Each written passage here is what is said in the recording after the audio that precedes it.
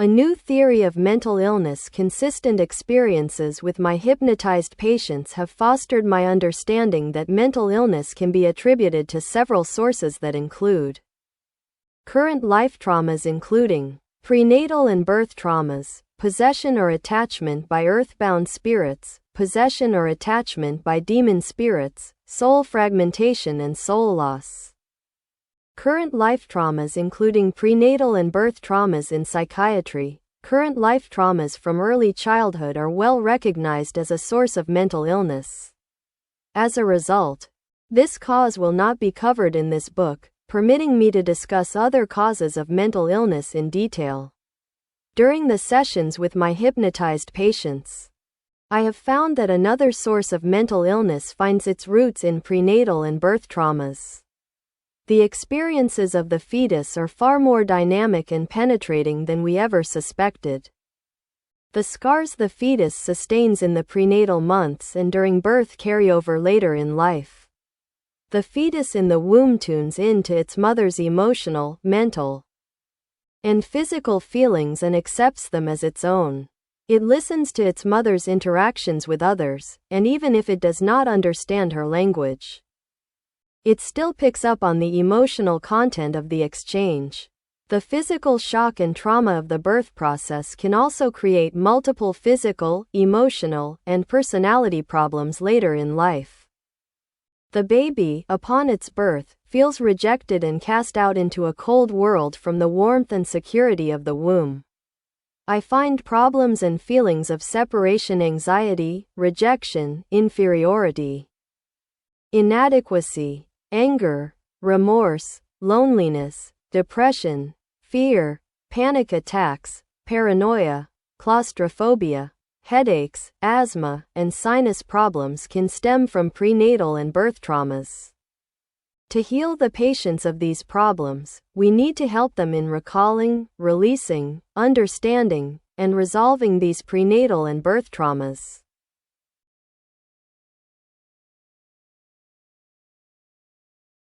Attachment or possession by earthbound spirits. I was greatly surprised when a past life of a patient during regression turned out to be the life of the spirit of a deceased person who was the patient's father.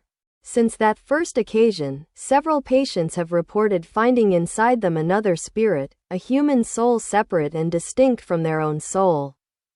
This soul is reported by the patients to be a visitor or, as we say, an attached or possessing earthbound spirit who did not make its transition to the light, heaven, after the death of its physical body and has remained on the earth plane. The hypnotized patients report that the visiting or possessing spirits are influencing them and causing them problems, either intentionally or unintentionally. Before there can be any resolution of the patient's symptoms and problems, all possessing earthbound spirits must be treated and released from the patients.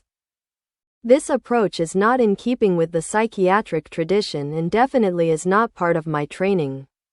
This information also is not based on my beliefs or personal experiences, but solely on the experiences reported by my patients while under hypnosis. The guest entities found within my patients can usually be conversed with. They speak through the patient with the patient's permission. Many of the visiting spirits report being attracted to my patients and admit that they joined the patients while they were physically or mentally debilitated after an accident, during a surgery, after a loss, or while they were under the influence of drugs and alcohol. Several patients reported that a spirit was with them for more than one lifetime, while others said that the earthbound spirit had been originally with another family member before it joined them. Sometimes my patients reported that their possessing human spirit has other human and demon spirits inside it who came on board with it. Frequently, the spirit's experiences are seen by the patients as part of their own current or past experiences. The experiences of the possessing spirits frequently cause physical and emotional problems for the patients. Usually it is a possessing spirit's death experience and its cause that contribute to the patient's problem. Possessing spirits' thoughts, experiences, and voices can be very distressing to patients. who think they are insane because they hear and react to these thoughts and voices.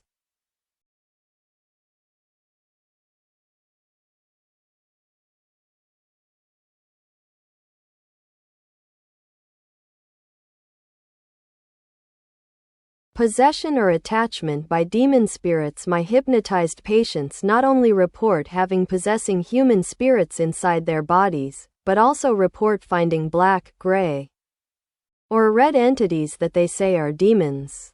These demon spirits can also be conversed with through the patient's vocal cords, with the patient's permission and cooperation. My patients vividly describe the power of Satan and his demons to inflict misery upon the human race. Based on the results of my treatments, it seems that these demon entities are frequently the cause of many emotional, mental, and physical problems.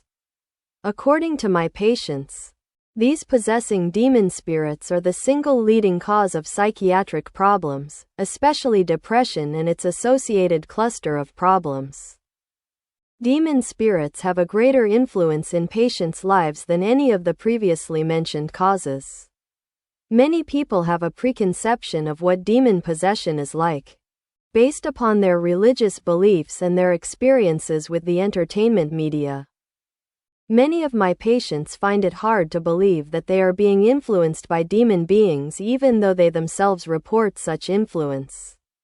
These possessing demon spirits, speaking through the patients, provide reasons for their presence and tell how they have affected the patients. Frequently they reveal facts about patients' lives and plans. Some possessing demon spirits claim to have been with the patients since birth, before birth, or even from previous lives. Some patients also report that their possessing human spirits are also possessed by demon spirits and other human spirits. Some patients have revealed that their possessing demon spirits have a part of their soul or another human soul trapped inside of them. Patients have reported possession by as few as one and as many as hundreds of demon spirits. Patients consistently claim that these demon spirits have great powers. But with the help of God and his angels, the patients are more powerful than Satan and his demons, and are capable of controlling them. Patients often report that Satan and his demons have only as much power as we give them and that Satan and his demons operate within limitations. This concept is in contrast to what most people believe. None of this information is based on any religion. During the treatment, only what my patients report under hypnosis is taken as evidence. No spiritual claims or suppositions are made. Their information is usually dealt with in a very straightforward, down-to-earth manner with no religious or spiritual implication or association.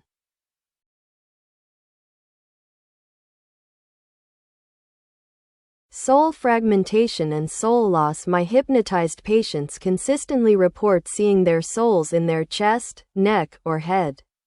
They describe soul as an immortal energy essence, a part of God, which resides in each of us. It empowers the body, which cannot live without it. At the time of death, the body dies, but the soul continues to survive. During the therapy, sometimes patients were resistant to spirit releasement and past life regression therapies. As we searched for reasons for their resistance, they reported that their souls were fragmented due to some trauma. The soul fragments can stay inside the patient and appear as the patient at a younger age when the trauma occurred that caused the fragmentation, or they can go outside the body. My patients describe the soul fragments as similar to what we call subpersonality, alter personality, or an inner child in traditional psychiatry. However, there is a difference. The patients report that this fragment is not just symbolic or their imagination. They report literally seeing their child parts or personalities clearly inside them, including their age, clothing, and hairstyles. Each fragmented soul part is still suffering from the memories and emotions of the trauma that caused its fragmentation and separation from the main body of the soul. Some patients report that the fragmented soul part or inner child is being controlled by the possessing earthbound or demon spirits. This relationship creates problems during the treatment. Patients also report that portions of their souls are in the possession of other people. Husbands, wives, parents, children, and other relatives and friends are the most frequent possessors of the missing soul parts. Sometimes patients report their soul parts were in possession of people who abused them physically, emotionally, or sexually, causing them continued fear and emotional turmoil. In these cases, patients are influenced by the abuser's experiences, behavior, and problems. Sometimes patients claim that some portions of their souls are in possession of Satan and his demons, who are outside and continue to reinforce their influence and manipulate patients' thinking, attitudes, behavior, and emotional and physical problems through these captive soul parts. Patients frequently report they have possession of other living people's soul parts. These soul parts of living people act in the same way as a possessing spirit of a deceased human being and influence patients physically, emotionally, and mentally. Treatment is usually stalemate and is less effective until these soul parts are returned, cleansed, healed, and integrated with their rightful owners. This is particularly true in the cases where Satan or his demons are the possessors of patients' soul parts. By recognizing all these possibilities, we can clearly understand that any emotional, mental, or physical disease is in fact the disease of the soul. To heal the mind and the body, we need to heal the soul by removing all the possessing earthbound and demon spirits and soul parts of the living people. Then we need to heal the traumas from the current and past lives by recalling, reliving, releasing, and resolving them and reclaiming all the lost soul parts from the current and past lives and integrating them with the main body of the soul. By healing the soul, we can heal the physical body from its emotional, mental, and physical problems. None of this theory is based on any religion or spirituality. It is based on the information given by patients under hypnosis. If the patient has a basis in religion and spirituality, that basis may of course influence what the patient's subconscious is telling us. No claims are made for the accuracy of the religious or spiritual information provided by the patients. Whether or not these patient accounts are true is not the issue. You may view them as the patient's creative subconscious being extraordinarily inventive in creating explanations for their problems. You may consider them as incredibly vivid and realistic psychodramas tailored to the patient's specific needs, or you may think, if you choose, in terms of patients being accurate reporters giving literal accounts of the events of their lives. It does not matter what explanation you believe. What does matter is simple: these therapies work. Patients are freed from their crippling symptoms.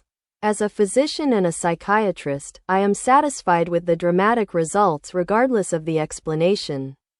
I have sometimes seen a 100% improvement, a complete cure, of both physical and emotional problems in a single hypnotherapy session, a success rate that is far beyond the usual standard for psychiatry.